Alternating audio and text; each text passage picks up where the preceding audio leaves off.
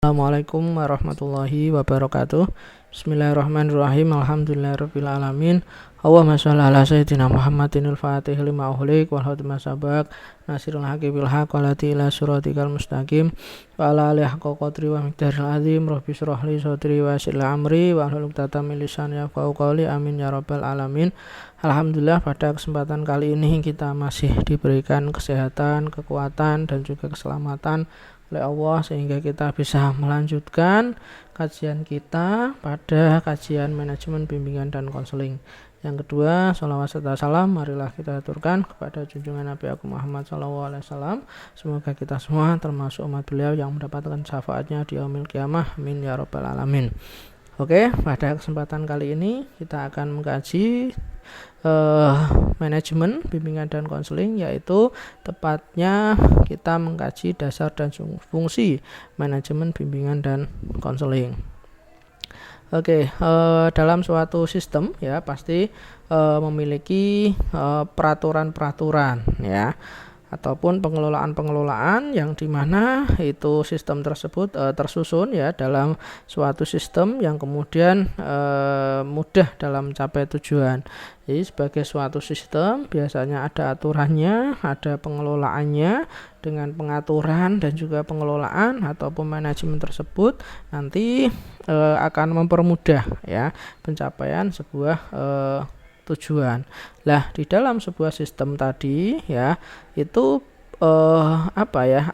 pasti ada bagian-bagian dari sistem tersebut ya, yang mana bagian tersebut ya tadi juga masuk ya di dalam pengaturan ataupun pengelolaan di dalam sistem tersebut ya.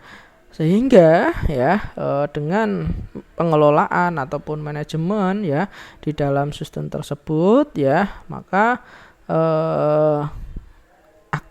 sebuah sistem itu bisa mencapai target yang akan direncanakan. Nah, kita ketahui bahwa di dalam bimbingan dan konseling itu terdapat berbagai macam pengaturan-pengaturan ya. Kemudian ada asas, ada fungsi ya, ada manajemen ya, sehingga dalam bimbingan dan konseling ya pada suatu sekolah itu dapat terstruktur dan juga jelas pelaksanaannya, yaitu karena sistem, karena aturan dan juga karena manajemen itu sendiri ya. Hal tersebut kemudian dapat dilihat ketika kegiatan bimbingan dan konseling itu dievaluasi ya, yang mana di sana akan terlihat ya mana yang kemudian perlu diperbaiki, yang mana kemudian ya perbaikan itu dapat dilakukan melalui perencanaan yang lebih matang lagi ke depannya dalam pelaksanaan bimbingan konseling yang lebih baik ya. Dari sini ya kita tahu bahwa yang namanya bimbingan dan konseling itu punya peraturan, punya sistem ya, maka perlu sebuah pengelolaan terhadap aturan dan juga sistem tersebut yang dinamakan adalah manajemen ya. Dengan semua itu nanti target, tujuan yang kemudian telah direncanakan itu akan tercapai ya. Ini dasar manajemen BK ya. Kalau secara undang-undang ya pelaksanaan manajemen bimbingan dan konseling itu terdapat di Permendikbud nomor 111 tahun 2014, yang mana diterbitkan ataupun dimunculkan undang-undang tersebut itu sebagai acuan dalam rangka pelaksanaan tata kelola ya bimbingan dan konseling ya, mulai dari planning, organizing, staffing, leading dan juga controlling. Jadi adanya itu menjadi dasar bahwa manajemen bimbingan dan konseling itu sangat perlu ya, dan patut untuk kemudian dilakukan oleh seorang guru BK ya. Manajemen BK ya yang mana berbasis pada Permendikbud nomor 111 tahun 2014 itu, yang mana dijelaskan bahwa bimbingan dan konseling itu sebagai sebuah layanan profesional ya pada satuan pendidikan, yang mana layanan itu dilakukan oleh tenaga pendidik ya, yang mana tenaga pendidiknya harus profesional, yaitu dalam hal ini adalah konselor ya. Konselor sendiri adalah yang lulus dengan mengambil gelar profesi kons ataupun guru bimbingan dan konseling adalah tamatan S1 bimbingan dan konseling ya. Jadi disebut profesional ya, yang sudah mengambil gelar profesi ataupun juga guru bimbingan dan konseling yang telah tamat pendidikan S1 BK ya. Sebagaimana yang kita ketahui ya, bahwa yang dapat melaksanakan bimbingan dan konseling itu adalah seorang konselor atau yang memiliki tamatan S1 bimbingan dan konseling. Ini jelas bahwa di dalam manajemen bimbingan dan konseling perlu profesionalitas ya, yang disebut profesional tadi ya, yaitu kalau di dalam kalau konselor itu sendiri yang sudah bergelar kons ataupun menyelesaikan pendidikan profesi konselor ataupun juga telah lulus dari pendidikan bimbingan dan konseling. Nah, jika dilihat dari tanggung jawab ya seorang guru BK yang 24 jam pelajaran setiap minggunya, maka rata-rata seorang konselor dapat melaksanakan kegiatan konseling yang sebanding dengan 2 jam pelajaran ya. Jadi seminggu itu sebaiknya ya ada 2 jam pelajaran ya. Maka ada sekitar 12 kegiatan konseling yang dilaksanakan di kelas dan juga di luar kelas ya. Guru BK ya di sekolah terkadang mendapatkan tugas yang lebih, yaitu dikarenakan sekolah tersebut hanya ada 1 guru BK saja yang pada dasarnya ya harusnya 1:150 ya, ataupun dapat dikatakan 1 guru BK mengayomi ataupun memegang siswa asuhannya sejumlah 150 siswa. Jadi idealnya dalam manajemen bimbingan dan konseling ya dalam 1 minggu itu minimal 2 jam ya, 2 jam pelajaran. Kemudian rasio yang siswa yang harus dilayani itu adalah 1:150 ya, sehingga ada kemungkinan lebih dari 12 kegiatan konseling yang dilakukan dalam seminggu. Maka dari itu akan lebih baik ya pada program yang seharusnya dilakukan oleh guru BK, yaitu program tahunan, semesteran, bulanan, mingguan dan juga harian. Maka di sini ya guru BK perlu untuk kemudian membuat sebuah program, melakukan manajemen ya, mulai dari perencanaan, organizing, kemudian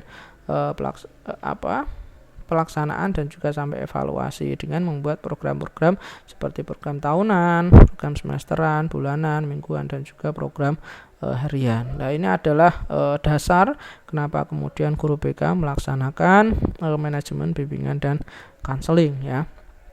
Ya, sekarang menuju kepada fungsi manajemen bimbingan dan konseling ya. Manajemen ya itu bisa berhasil ya, manajemen bimbingan dan konseling itu bisa berhasil bila dalam pengelolaan fungsi-fungsi manajemen dapat dioperasionalkan. Jadi manajemen itu bisa berhasil kalau fungsi-fungsi manajemen itu bisa dioperasionalkan ataupun bisa dilakukan dengan baik dan juga sistematis. Jadi kalau panjenengan semua sebagai calon konselor ini pengen agar supaya manajemen bimbingan konselingnya berhasil, maka lakukanlah fungsi-fungsi manajemen itu secara baik dan juga sistematis. Nah, terkait dengan fungsi manajemen ya bimbingan dan konseling, ini ada beberapa pendapat ya terkait dengan fungsi manajemen itu sendiri. Ada misalnya menurut Vail ya, itu ada planning, ada organizing, ada commanding, ada coordinating dan juga ada controlling ya, itu menurut Vail ya. Terus kemudian fungsi manajemen menurut Allen ya, itu ada leading atau kepemimpinan, planning, perencanaan, organizing, perorganisasian dan juga controlling. Sedangkan menurut Josteri ya, itu fungsi manajemen itu planning, organizing, actuating dan juga controlling atau kita singkat sebagai POAK ya. Kemudian menurut Sugio ya, bahwa fungsi manajemen itu ada perencanaan, pengorganisasian, pengarahan dan juga pengawasan. Jadi macam-macam ya pendapat ya dari para pakar ya terkait dengan fungsi manajemen ya, dan kita menggunakan pendapat yang umum digunakan, yaitu pendapatnya George Terry, yaitu ada planning, organizing, actuating, dan juga controlling. Nah, kita pertama akan membahas terkait dengan planning atau perencanaan. Menurut Hikmat ya, bahwa planning ataupun perencanaan pendidikan ya adalah keseluruhan proses. Jadi yang namanya perencanaan itu juga proses apa, yaitu proses perkiraan dan juga penentuan ya. Jadi kita harus memperkirakan, kita harus menentukan secara matang ya hal-hal yang akan dikerjakan ya untuk masa yang akan datang ya, dalam rangka mencapai tujuan yang telah ditentukan ya. Itu jadi kita proses memperkirakan, proses menentukan ya secara matang apa yang kemudian ingin dilakukan. Kalau konselor ya layanan apa yang kemudian ingin diberikan kepada peserta didik di masa yang akan datang ya, dalam rangka mencapai tujuan layanan bimbingan dan konseling. Kemudian kalau Santowadi ya menyatakan bahwa perencanaan atau planning itu sebagai langkah awal ya. Jadi sebagai langkah awal sebelum dinamika institusi ataupun organisasi itu berjalan. Jadi sebelum dinamika institusi dan juga organisasi itu jalan, langkah yang dilakukan pertama adalah melakukan perencanaan ya. Nah, dalam perencanaan itu ya istilahnya berupa aktivitas menggali kebutuhan ya. Di dalam perencanaan ada aktivitas menggali kebutuhan ataupun kita sebut sebagai need assessment ataupun appraisal ya. Kemudian ada menetapkan tujuan ya, hingga membuat rancangan aktivitas-aktivitas dalam kerangka waktu tertentu. Jadi dalam perencanaan ada aktivitas ataupun kegiatan menggali kebutuhan, menetapkan tujuan, dan juga membuat rancangan aktivitas ya.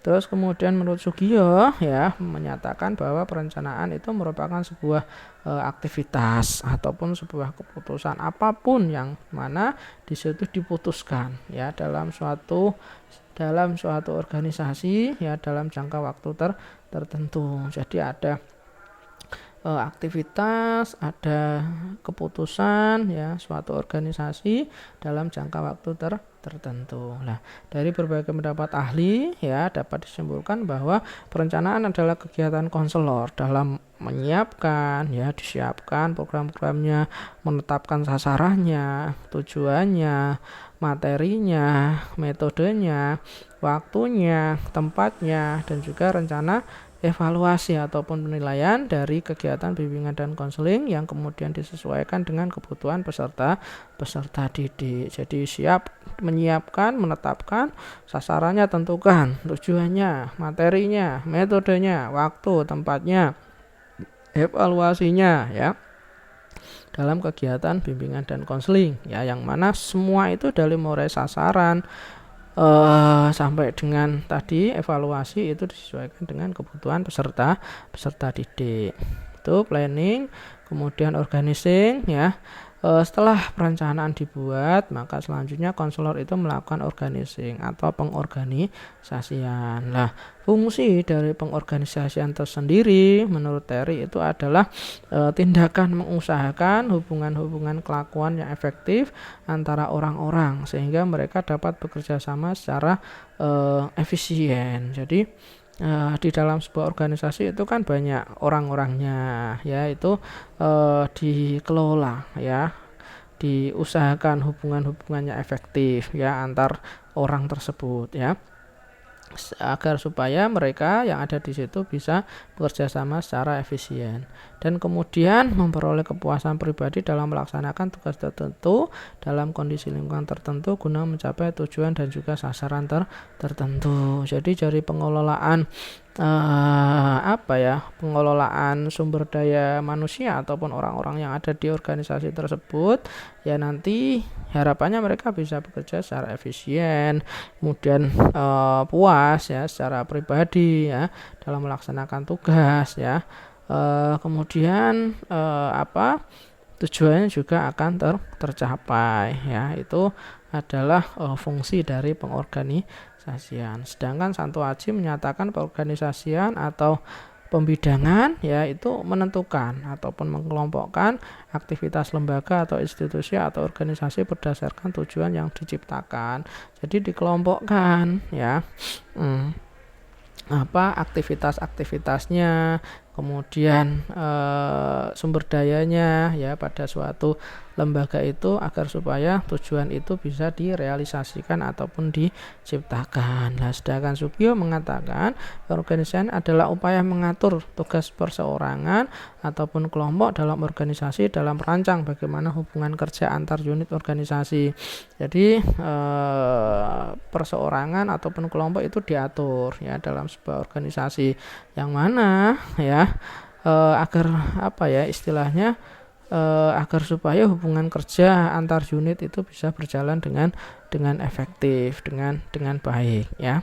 Kemudian pengorganisasian kegiatan bimbingan konseling itu memiliki peran kunci dalam menunjang keberhasilan pelaksanaan program bimbingan dan konseling. Hal ini dikarenakan ya dengan pengorganisasian yang tepat ya itu dapat memberikan arah dan pedoman posisi masing-masing pelaksana bimbingan dan konseling. Jadi masing-masing personil itu dia memiliki arah masing-masing, memiliki tujuan tadi yang disesuaikan dengan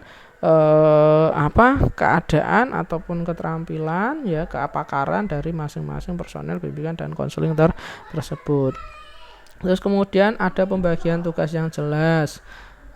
Dari pengorganisasian itu ada pembagian tugas yang jelas, yang profesional, yang proporsional ya, yang mana membuat petugas dapat memahami tugasnya dan menumbuhkan hubungan kerjasama yang baik ya. Selain itu pengaturan tugas ya yang ada dalam perorganisasian, yang kemudian pengaturan tugas yang tepat ya dalam sebuah pengorganisasian ya tepat di sini adalah sesuai dengan kemampuan dan juga karakteristik dari orang tersebut ya ataupun individu tersebut, itu membuat tidak terjadi kesalahpahaman. Jadi ketika tugasnya sesuai dengan karakteristiknya, maka tidak akan terjadi kesalahpahaman. Nah, ini pentingnya sebuah pengorganisasian dalam suatu manajemen, termasuk dalam manajemen bimbingan dan konseling ya. Kemudian yang selanjutnya yang ketiga adalah actuating ataupun pelaksanaan. Nah, pelaksanaan di sini itu merupakan kegiatan ya yang paling utama dalam kegiatan manajemen ya. Jadi pelaksanaan itu ya itu menekankan pada kegiatan yang kemudian berhubungan langsung ya dengan orang lain dalam suatu organisasi ya. Kalau dalam BK ya otomatis pelaksanaan ini adalah kegiatan yang memang berhubungan langsung dengan konseli ataupun peserta didik. Nah, artinya bahwa pelaksanaan ini merupakan upaya ya dalam rangka mewujudkan perencanaan menjadi kenyataan. Jadi tadi ya perencanaan itu kan masih direncanakan. Nah, realisasinya adalah dengan melaksanakan ya dengan berbagai pengarahan. Nah, menurut Siahaan ya dalam Sugio penggerakan ya ataupun pelaksanaan ini sebagai keseluruhan usaha ataupun cara ataupun teknik ataupun metode ya untuk mendorong para anggota organisasi ya ataupun dalam hal ini adalah personil bimbingan dan konseling ya untuk kemudian mau ikhlas ya bekerja dengan sebaik mungkin demi tercapainya organisasi dengan efektif, efisien dan juga ekonomis. Jadi mereka digerakkan agar supaya melaksanakan keseluruhan usaha dari perencanaan itu. Terus kemudian Sento Aji menyatakan bahwa pengarahan adalah fase manajemen yang terdiri dari kegiatan mengkoordinasi, mengontrol ya. Dari dalam pelaksanaan itu ada koordinasi, ada kontrol, kemudian stimulasi semua unsur agar berfungsi secara optimal ya. Sedangkan Sugio menyatakan bahwa pelaksanaan ataupun penggerakan ataupun pengarahan ya itu adalah upaya untuk memotivasi para personel organisasi agar berusaha mencapai tujuan dari organisasi tersebut. Jadi dalam pelaksanaan agar supaya mereka bergerak ya melaksanakan program ya itu harus dimotivasi ya agar supaya tujuan dari organisasi itu bisa tercapai ya. Yang terakhir, yang keempat adalah controlling ya. Controlling di sini adalah pengendalian di dalam sebuah manajemen BK ya, itu disebut sebagai evaluasi. Nah, evaluasi sendiri yaitu adalah kegiatan yang kemudian dikendalikan mulai dari perencanaan, pengorganisasian dan juga pelaksanaan. Itu dikendalikan, dilihat ya, dari mulai perencanaan sampai pelaksanaan itu dilihat. Kemudian evaluasi ya terkait dengan bagaimana mengawasi kegiatan bimbingan dan konseling. Jadi kegiatan-kegiatan bimbingan dan konseling mulai dari perencanaan sampai dengan pelaksanaan itu kemudian dilihat dan juga diawasi ya, itu namanya evaluasi. Nah, Sugio ya menyatakan bahwa pengendalian ataupun evaluasi itu adalah kegiatan yang kemudian dilakukan oleh manajer untuk mengetahui ya, agar supaya manajer ataupun pimpinan tahu ya, untuk tak mengetahui, kemudian selain tahu mengontrol ya, bisa mengontrol pelaksanaan ya ataupun aktivitas dari organisasi ataupun layanan bimbingan dan konseling ya. Kemudian menentukan keberhasilan organisasi dan menganalisis kemungkinan hambatan dalam pelaksanaan kegiatan organisasi. Jadi dari mengetahui, mengontrol ya program-program ataupun layanan-layanan ataupun pelaksanaan layanan ya, maka dari evaluasi kita bisa tahu ya keberhasilan suatu organisasi ya. Kita juga bisa tahu hambatan-hambatan dalam pelaksanaan kegiatan bimbingan dan konseling ya dalam suatu organisasi ataupun sekolah. Nah, sedangkan Santoadi ya menyatakan bahwa pengendalian adalah usaha untuk menjamin agar unjuk kerja organisasi ya dan ataupun personal ya yang sebenarnya sesuai dengan proses yang direncanakan. Jadi ini merupakan upaya agar supaya kegiatan unjuk kerja ya, apa yang kemudian dilakukan oleh organisasi maupun personal yaitu sesuai dengan proses ya yang telah direncanakan ya, yang telah diprogramkan. Nah, pengendalian ataupun evaluasi ya itu dalam bimbingan dan konseling ya itu digunakan yang pertama untuk menciptakan koordinasi dan juga komunikasi dengan seluruh petugas bimbingan dan konseling ya, agar supaya seluruh petugas ini bisa koordinasi dan juga bisa komunikasi dari evaluasi tersebut.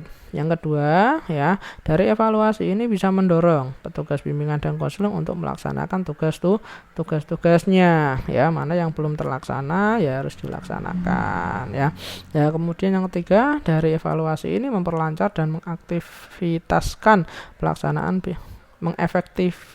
mengefektivitaskan ya pelaksanaan bimbingan dan konseling. Jadi agar supaya program-programnya itu bisa berjalan lancar ya ke depannya ya, pelaksanaannya agar supaya lebih baik ya, maka perlu namanya evaluasi ataupun pengendalian ataupun penilaian ya. Mungkin itu saja yang bisa saya sampaikan ya. Terima kasih atas segala perhatian, mohon maaf atas segala kekurangan. Semoga sehat selalu, sukses selalu, bahagia selalu. Dari saya cukup sekian. Assalamualaikum warahmatullahi wabarakatuh.